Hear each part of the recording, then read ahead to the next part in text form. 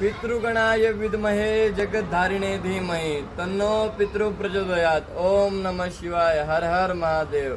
मी पंडित माधव शास्त्री तुमच्या सर्वांचं माझ्या यूट्यूब चॅनलमध्ये स्वागत करतो. मित्रांनो, आज आपण बोलणार आहोत नारायण नागबली पूजेविषयी. काय असते नारायण नागबलीची विधी? नारायण नागबली विधी केल्याने आपल्या जीवनातून कोणते कष्ट हे निवारण होतात, काय फायदा होत असतो, कशा प्रकारे ती विधी केली जाते, सर्व माहिती मी तुम्हाला या व्हिडिओमधून देणार आहोत. मित्रांनो, जेव्हा आपल्या कुटुंबामध्ये किंवा जन्मपत्रिकेमध्ये पूर्वजांचा दोष म्हणजेच पितृदोष लागत असतो, तेव्हा आपण नारायण नागबली विधी करत असतो. पितृंचा दोष लागल्यामुळे आपल्या जीवनामध्ये नोकरी, व्यापार, विवाह, शिक्षण आणि संतान या 5 क्षेत्रामध्ये अडचणी येत असतात. विशेष करून विवाहामध्ये अडचण, विवाह जरी झाला असला तरी संतानामध्ये अडचण, नोकरी व्यापारमध्ये उन्नती न होणं, नवरा बायकोंमध्ये भांडणं होणं, अशी अनेक प्रकारची पितृंची लक्षणे होत असतात. पितृंची लक्षणे असतात. त्यामध्ये जर या लक्षणांपासून आपल्याला मुक्त व्हायचे असेल तेव्हा तर आपल्याला शास्त्रामध्ये नारायण नागबलीचा विधी सांगितला गेलेला आहे.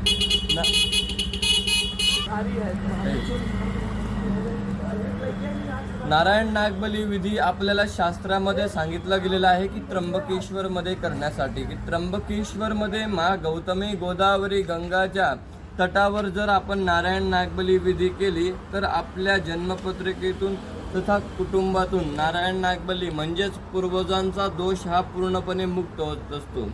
नारायण नागबली विधी करण्यासाठी सर्वप्रथम तुम्हाला गुरुजींना संपर्क करायचा आहे. गुरुजींना संपर्क झाल्यानंतर गुरुजी तुम्हाला पूजेचे काही विशिष्ट मुहूर्त असतात ते मुहूर्त देतील. त्या मुहूर्ताच्या अनुसार जो काही मुहूर्त तुम्ही निवडणार त्या मुहूर्ताच्या 1 दिवस अगोदर संध्याकाळपर्यंत त्र्यंबकेश्वरला पोचायचं आहे. दुसऱ्या दिवशी ज्या दिवशी तुमच्या पूजनाचा पहिला दिवस असेल त्या दिवशी सकाळी उठायचं आहे आणि कुशावर्त कुंडामध्ये स्नान करायचं आहे. मंदिराच्या मागे कुशावर्त कुंड आहे. त्या कुंडामध्ये स्नान झाल्यानंतर तुम्हाला गुरुजी स्मशानामध्ये पूजेच्या ठिकाणी घेऊन जातील. त्या पूजेच्या ठिकाणी जायचं आहे. तिथं मंगलाचरण करून तुमच्या पहिल्या दिवशी नारायण बली विधी केली जाणार. नारायण बली विधी झाल्यानंतर तुम्हाला रूममध्ये येऊन विश्राम करायचं आहे, अन्यथा कुठेही जायचं नाही आहे. कारण की 3 दिवस तुम्हाला मंदिरात वगैरे कुठेही जाता येणार नाही सूतक लागल्यामुळे. दुसऱ्या दिवशी तुमची नारायण नागबली विधी होईल. तिसऱ्या दिवशी तुमचं गणपती पुण्यावाचन करून शुद्धीकरण केले जाईल. अशी ही 3 दिवसाची नारायण नागबली विधी झाल्यानंतर तुमच्या जन्मपत्रिकेतून तथा कुटुंबातून पूर्णपणे हा दोष मुक्त होईल. येताना तुम्हाला तुमच्यासोबत फक्त पूजेमध्ये घालण्यासाठी कपडे आणायचे आहेत. कपड्यांमध्ये बघितलं गेलं तर पुरुष असतील तर धोतर उपरणं किंवा कुर्ता पायजामा पांढऱ्या रंगाचा, महिला असतील तर त्यांच्यासाठी पांढऱ्या रंगाची साडी. बाकी तुम्हाला काहीच आणायची गरज नाही.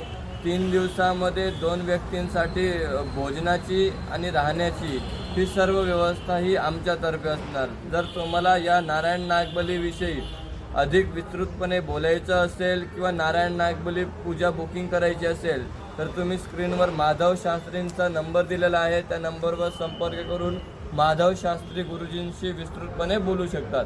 ओम नमः शिवाय. हर हर महादेव.